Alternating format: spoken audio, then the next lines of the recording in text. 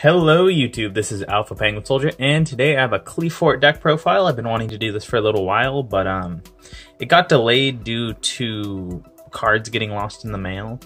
I ordered quite a few singles and they just never showed up, so it took a little longer to get those replaced. The seller did replace them, so that was really nice. But yeah, so we'll get right into it. I've been excited, especially since the ban list dropped. I was gonna make this deck anyway, but getting towers and sacrifice was just like icing on the cake, you know? So we'll get right into it. So we have towers. He has quite a few effects. We'll break it down. He can't be special summoned. He requires 3 Qli tributes in order to normal summon or set him. He's unaffected by spells or traps or activated effects from any monsters whose level or rank is lower than this card's current level. So that unaffected by this card's current level, that applies to all the effect Qli monsters. It's really nice. It's always helpful. Next part is all special summon monsters gain, they lose 500 attack and defense. And then once per turn, you can make your opponent send 1 monster from their hand or their side of the field to the graveyard. So you could, if you could only imagine like 3 of this card and people trying to turbo it out, it wasn't very fun. But at 1, to me, it seems pretty fair. And for the next monster, we'll go into the little ones. We have Carrier, and like I said, it's that whole unaffected one by monsters with lower levels. The thing is, when you normal summon any of the pendulum Qlis, like the regular Qliphort, not the Qliphort, when you summon those without tributing, they become level 4 with 1800 attack. And then if this guy's tributed, you can target 1 monster on the field and return it to the hand. So it's always nice. And then for the next monster, I run 3 Helix. And same, first couple parts. But when he's tributed, you can target 1 spell or trap on the field and destroy it. That's always nice to have spot removal on both parts. Let's see. Moving into some of the other ones, we have Cephalopod, which he's a little interesting. When you tribute summon him, by tributing Qli monsters, you're just going to be tributing Qli monsters all day long. So that's how that's going to go. So don't worry about that part. When you tribute summon him, you can activate his effect, which is if your opponent has more monsters in their graveyard than you do, you gain life points equal to the difference times 300. And then if you do, you inflict that same amount to your opponent. So because it's a pendulum deck, 9 times out of 10 you're not gonna have stuff in the graveyard, but unless they solemn it. But even then, they're usually gonna have more monsters in their graveyard, which it's really nice. So that I'm trying him at 1, just cause it's kind of a fun effect. For the next one, we have Qliphort Scout. It's at 1, sadly, but kind of understandable. You can pay 800 and add a Qli card from deck to hand, except for Scout, but it doesn't matter, he's at 1. We have 2 Monolith. When you tribute summon this turn, and you get to draw cards equal to the number of Qli monsters you tributed for tribute summons this turn. So you can get a couple cards, assuming you tribute 3 for Qliphort Towers, you can get 3 cards off of it, or, it just kind of depends. Let's go, I go 2 Shell. I like 2 Shell. He gets 2, sorry, space a little. He gets 2 attacks during the battle phase, and then if it attacks a defense position monster, inflict piercing. I get a couple of these guys a little confused sometimes, so sorry about that, guys. We have 2 Stealth. I'm contemplating bumping him up to 3, because when he tribute summoned, you can target 1 card on the field, return it to the hand, and your opponent can't activate cards or effects in response to this effect's activation. So it's really nice.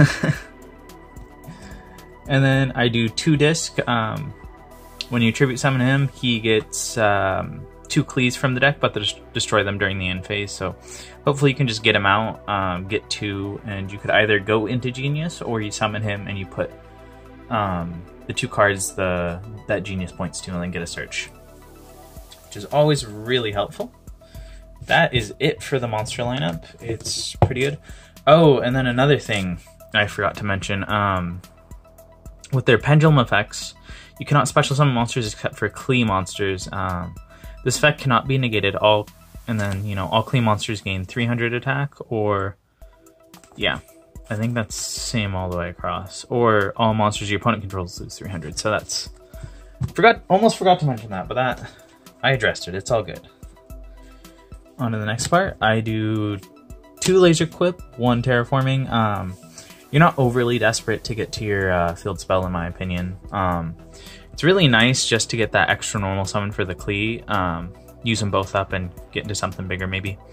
It's always nice. And then just a search. Let's see. Next we have Sacrifice. Glad it's at 3. It's a really nice card. It has quite a few effects to it. You can only equip it to a Qli monster. That monster gains 300 attack and cannot be destroyed by battle. That's really nice. And then it can be treated as 2 tributes for a tribute summon of a Qli monster. Which it's like, oh, you'll summon one of the, any of the Qlis, preferably like one of the smaller ones like Helix or Carrier, so you can get their effects. You equip that, and then you do like Laser Quip to tribute summon like one of the bigger guys for their effects, which is really nice. And then if this card's sent from the field to the graveyard, you can add a Qli monster from your deck to your hand. So basically you'll attach it to like Carrier or, Helix. Usually. That's what I prefer. You have Laser Quip on the field, you'll tribute for another one, and then just get a whole bunch of stuff going. It's always nice. I do 2 Wavering Eyes. I don't know why I'm doing 2, that's the number I ended up running just for space. That's what I liked. I do 3 Summoner's Art for the last card. You add 1 level 5 or higher normal monster. It would be a lot better if we had more Scout, but I'm still running 3 just because I could cut it down to 2, but I like 3. 3 is a good number. Don't know why I'm not running Wavering Eyes at 3, but that's okay. It's what's working for me. It's what's worked in testing. Anyway, we're going to move on to the traps. So, I do 1 Climate Change. You can add up to 3 Qli Pendulum monsters from your, 3 Qli Pendulum monsters from your extra deck to your hand, or 3 face-up Qli Pendulum monsters. You can only activate 1 Climate Change once per turn. It's basically an in-archetype, it's new, it's Pendulum Paradox, but, it's a little slower, I guess, because it's a trap, but you still can get up to 3, so that's really nice. 1 Recreate. So if a monster is normal or flip summon and it's level 4 or lower, negate its effects until the end of the turn.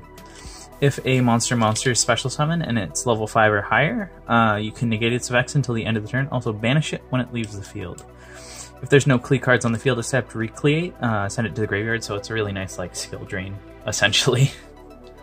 On to the next one. I run 2 Clipper Launch. Till the end of the turn, all normal summon or set Qlis gain 300 attack, and they're unaffected by spells and traps, but their effects are negated, so sometimes I like to see that card, just so you can get cards out. Normal summon, maybe normal summon 2 of the smaller ones or something, I don't know. Basically normal summon, flip it when they go into battle phase or when they attack, and then you just got a big beat stick. It's really nice. I'm trying out 1 Qliphort Send, just because he can count as 3 tributes for a Qliphort monster, and he's also just like another, you can flip it, or I guess chain it, and then just have another monster out. Also, something to note, during the turn this was summoned, all Qli spells and trap cards you control cannot be destroyed by card effects, which is really nice. I might play with the numbers, I might cut it, I might bump it, we'll see how it goes once I actually am able to go to locals and test this deck out. 1 skill drain. Yeah, 1 skill drain. It's a little beat up. I ordered a DT1, but it hasn't come. I had to contact the sellers because it's been quite a while. I ordered it on the 9th. So they told me it was coming on like the 23rd, so that's okay. It'll be a lot nicer. This one's had its seen better days, but it's gotten good use. And then for more effect negation, we got lose 1 turn. You can only activate it if you control no special summon monsters. That's good to know. Usually I get it to hand, and then during the turn a monster special summon, negate its effects. And then if an effect monster is special summoned in attack position, you change it to defense. It kind of slows people down. It's also effect negation, and as you can see, you know, 1, 2, 3, 4, and then a couple more on your own, which is really nice. And then just to round up the to get a solid, I believe 40, just the Solemn Brigade. You know what, I was gonna hit all of them, but I know having Judgment at one's really nice to have.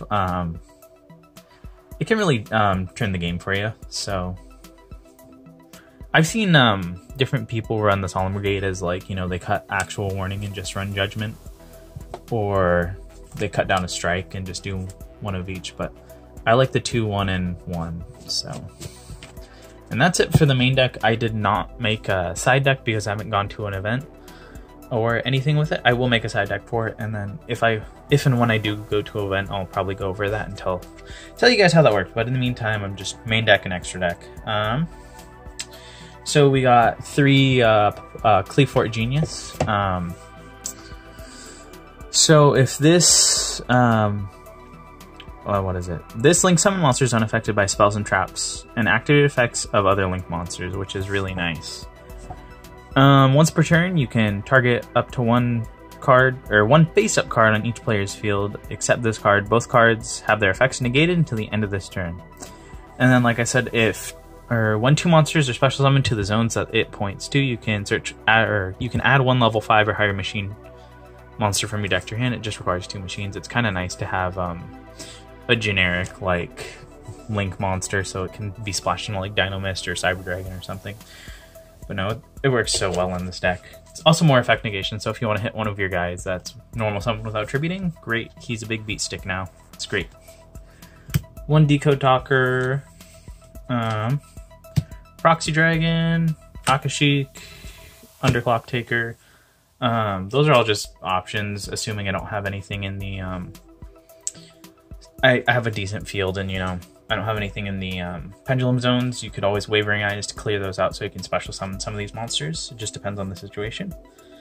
And then for the XYZs, I'm just kind of going with what I have. I ended with like 14 cards, so I just kind of threw in what I could with what I had. So don't judge me on the choices. We got Baguska, we have Cowboy, we have Castell, we have number 101, Karagorgon, XYZ Dark Rebellion, Abyss Dweller, and then Black Ship of Corn. I personally wouldn't run this card. If I had a Tornado Dragon, I know I have a Tornado Dragon somewhere, but I could not find it for this deck profile. It's somewhere, I just don't know where, but I'll find it, hopefully. If not, I'll just have to buy one, I'm sure, wait for a reprint or something. But I definitely, if you have Tornado Dragon, take this out, take whatever else you want. Tornado Dragon is good. So anyway, that is the deck profile. Extra, main. I hope you guys like it. This is definitely a budget deck. It's really cheap, actually, because, you know, these are a couple bucks, if that. Cents is like a couple dollars. I think this might be the most expensive Qliphort monster. Might be like, I don't know the prices. Couple, like, I think less than $1 each. The monoliths, I know this might be under $1. This might run you $2 or $3 altogether. This might be a couple bucks. Each are less than $1, less than $1.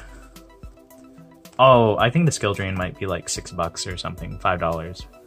But for the most part, this is super budget, so if you guys have the money, look into it. It's a really fun deck. I really like it.